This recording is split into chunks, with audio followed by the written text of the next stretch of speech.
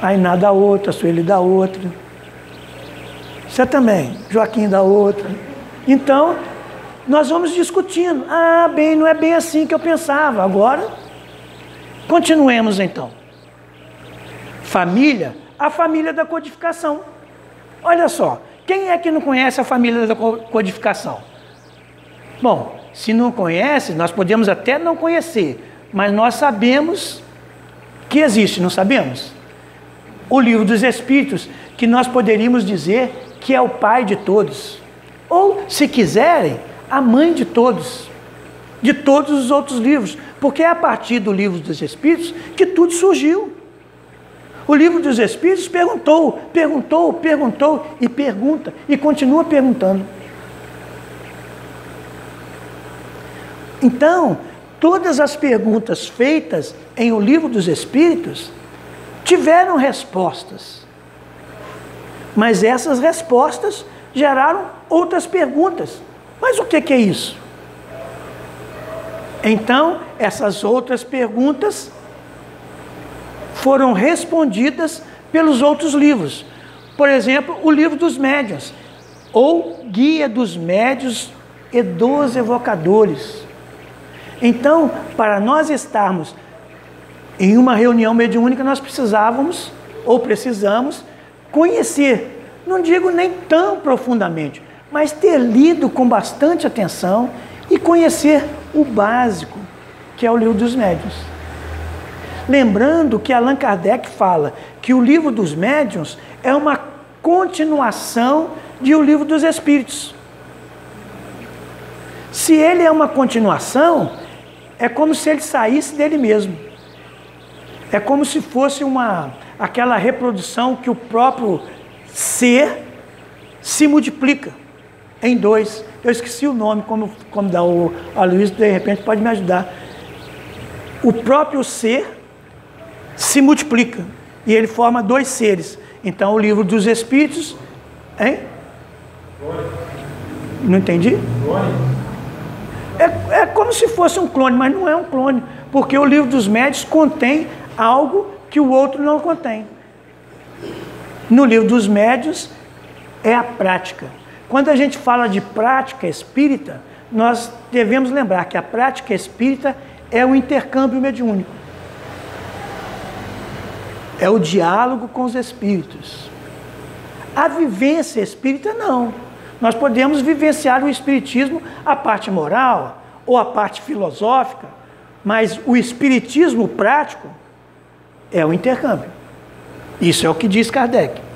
Depois tem a parte moral, o Evangelho segundo o Espiritismo. Como que nós devemos agir com o médium obsediado? O Evangelho segundo o Espiritismo, conduta, as máximas morais do Cristo, mostra como nós devemos agir. Como? Fazendo a Ele aquilo que nós gostaríamos que nos fosse feito. Evangelho segundo o Espiritismo, capítulo 10, bem-aventurados os misericordiosos. Em detrimento de um, eu ajudo o maior número. Eu posso observar o ato do outro, posso repreender o outro, mesmo se eu faço aquilo.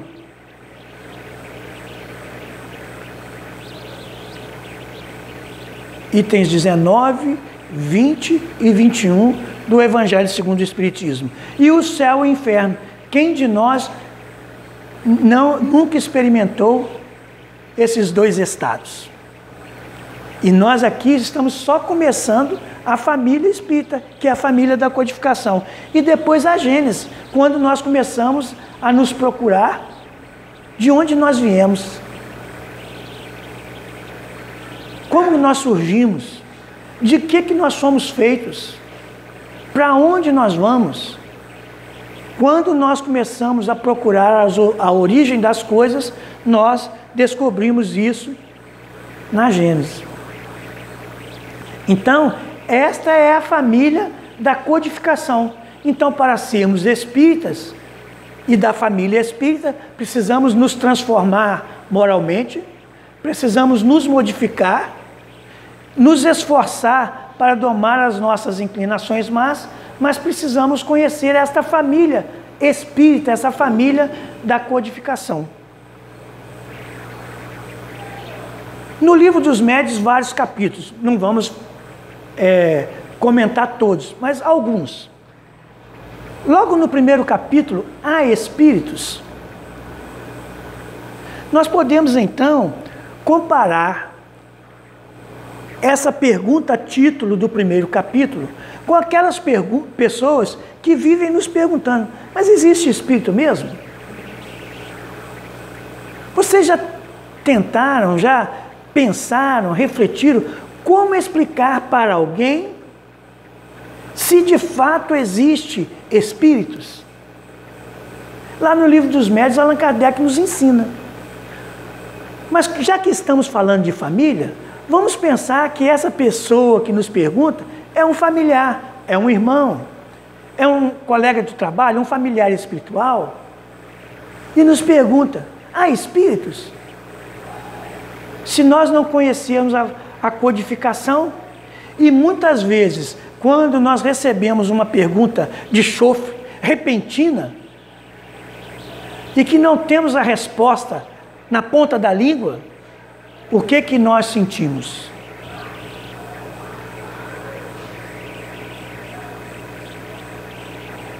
É muito fácil, quando nós estamos passando um café, por exemplo, ou estamos estudando, ou passando uma roupa, aqueles que passam roupa, né? E alguém pergunta assim: por que você está fazendo isso agora? Qual a nossa reação? A reação calma, tranquila, vou exercitar o evangelho agora. Oh, meu irmão, né? Vocês chamam os irmãos de vocês de irmãos? Provavelmente, se você chegar perto de um irmão consanguíneo e falar assim: ô meu irmão, que pergunta, por que você está me chamando de meu irmão? Isso nós estamos olhando para o outro. Mas será que não acontece com a gente também? O que ele está querendo me chamando de irmão? Quando vem com essa voz doce, essa voz mansa. Então as pessoas que nos questionam são o livro dos Espíritos, cheio de perguntas, o livro dos Médiuns, o primeiro capítulo do livro dos Médiuns, que é há espíritos. Quando as pessoas fazem perguntas para a gente e que a gente não sabe responder de pronto. Quando nós verificamos o nosso comportamento, nós podemos ver se nós estamos mudando ou não a partir dos conhecimentos que estamos aprendendo, do maravilhoso e do sobrenatural. Aquelas pessoas místicas que acreditam, por exemplo, em cartomancia, em jogo de búzios. Não estou dizendo que seja falsidade, porque a doutrina espírita explica bem isso, principalmente o livro dos Médiuns, que fala que essas pessoas, por exemplo, que jogam cartas, búzios, né, as cartomantes, elas têm a dupla vista, que elas conseguem ler em nosso perispírito como nós estamos. E as cartas, ou os búzios, ou os feijões, ou a água, ou a borra de café, ou qualquer outro instrumento de fixação mental, para que ela se ligue a nós perispiritualmente e consiga sentir, perceber em nós como nós somos, o que nós queremos e o que nós pretendemos. Esse é o princípio do fenômeno espírita. Esse é o princípio do fenômeno espírita, das comunicações. Então, nós não desacreditamos nas pessoas, mas nós conhecemos o processo e sabemos que isso pode acontecer com qualquer pessoa, com os médiuns, dependendo das suas faculdades.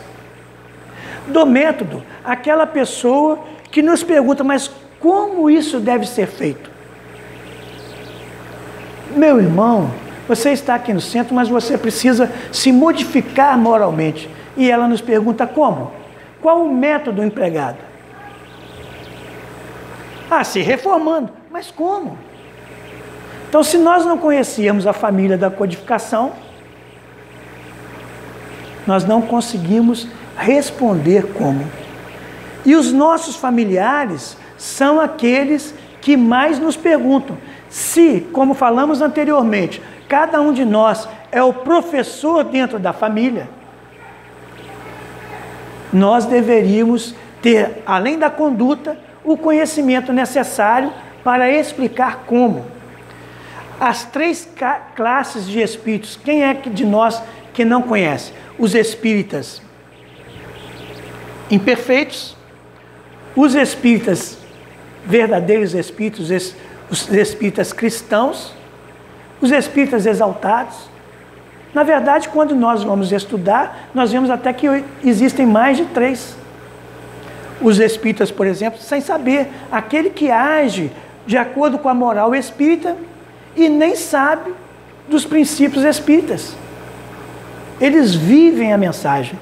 Então, para viver a mensagem espírita, nem sempre precisa ser espírita.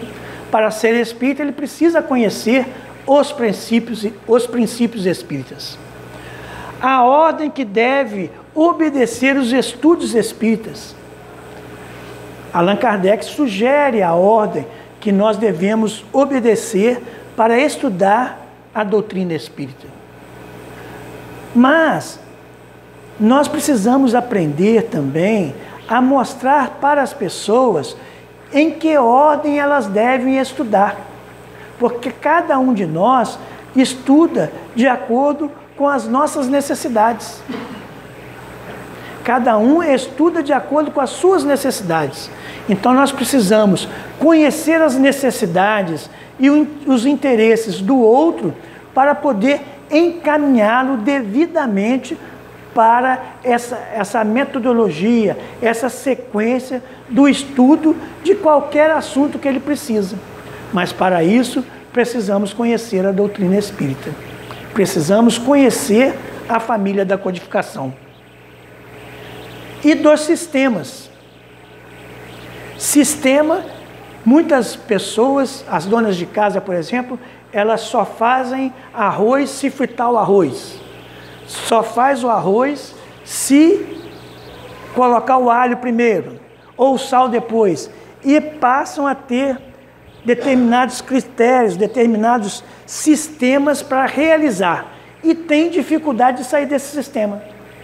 Por exemplo, aquelas pessoas que têm toque, né? Para fazer alguma coisa, se não fizer aquilo, não faz. Aí nós nos perguntamos, será que nós não estamos dentro de um sistema, espírita ou não, e presos nesse sistema? É fácil ver o outro preso, o outro acorrentado, o outro disforme, o outro desfigurado, mas e nós?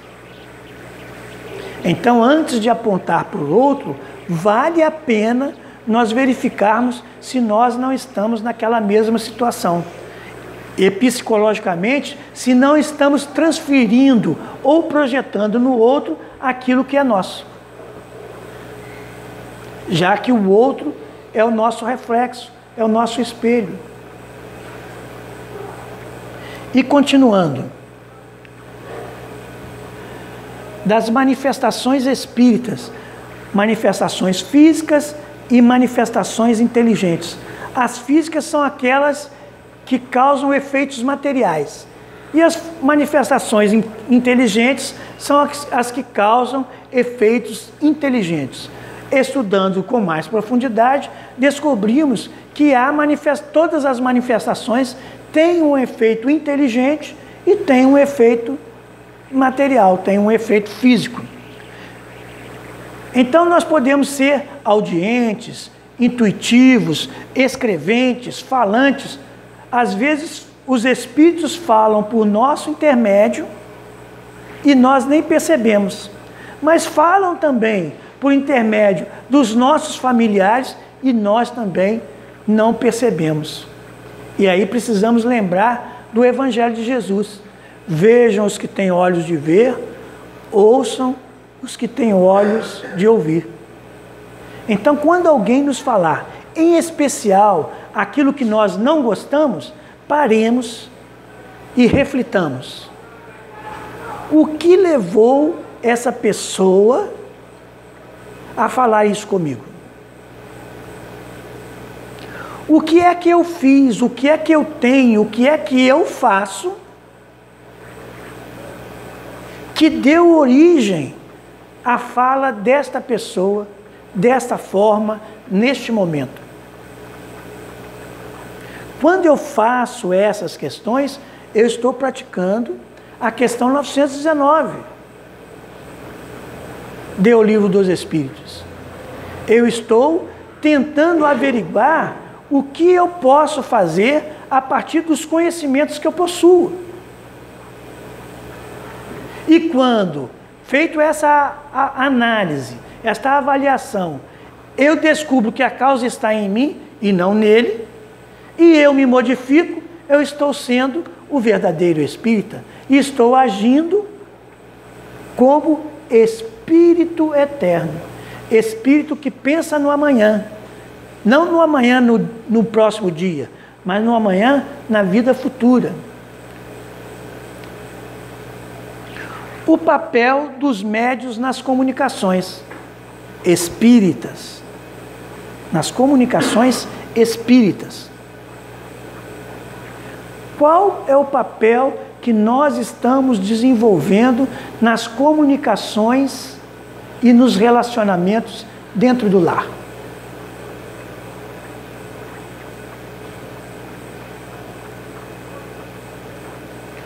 Todos nós, sem exceção, somos filhos de Deus. Todos nós somos colocados no lugar certo, na hora certa, no momento certo, para o nosso progresso e o progresso do outro.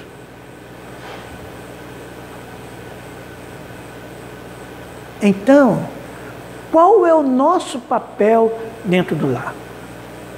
Alguns dirão, meu papel é o papel de mãe, de acolher, de apaziguar, em especial as mulheres.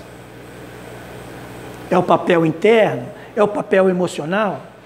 Se for um homem, ele pode dizer, não, meu papel é de provedor, de trabalhar e de sustentar materialmente a família. Mas qual o nosso papel como espíritas? Como seres colocados dentro de uma família consanguínea e espiritual, ou consanguínea e ou espiritual, qual tem sido a nossa influência no meio em que nós vivemos? Modesta, humilde, tolerante, compreensiva, passiva? Ou nós estamos sendo firmes, bons, mas com firmeza, passivos, mas não submissos, compreensivos, mas não coniventes, firmes, mas não rígidos? Qual tem sido o nosso papel? Então, se nós continuarmos e formos continuando as nossas avaliações em cada capítulo, mesmo que superficialmente, qual deve ser a nossa postura e a nossa influência dentro do núcleo familiar, seja ele que núcleo for, seja o consanguíneo ou o espiritual, nós poderemos extrair conhecimentos que nos fazem mudar. Estamos aqui numa família espírita, não numa família espiritual, numa família espírita, ou, se quiserem, numa família de espíritas. Está aqui alguém falando e outros muito humildemente, que possuem inclusive mais conhecimentos que eu, me ouvindo, atentos, participando, contribuindo com olhares, com posturas, com boas vibrações. Então, paremos para refletir. Todos esses conhecimentos, todas essas falas contribuíram de alguma forma para o meu, para o seu, para o nosso melhoramento? Se não contribuíram já, será que nós podemos refletir para que depois isso possa contribuir? No momento de tristeza, no momento de dor, mas também nos momentos de alegria, para que eu não me exalte, não me exaspere e não me desencaminhe, como o filho pródigo da página lida pelo nosso irmão Germano. Todos somos filhos pródigos. Então que possamos, firmes, com conhecimento espírita, com conhecimento do Evangelho, caminharmos novamente para as nossas casas com esse conhecimento e com a certeza que amanhã eu não serei o mesmo de hoje. Estarei modificado para melhor e que só depende de mim e estritamente de mim, exclusivamente de mim, para ser melhor, modificando meus pensamentos, minhas palavras e minhas atitudes. Muita paz a todos.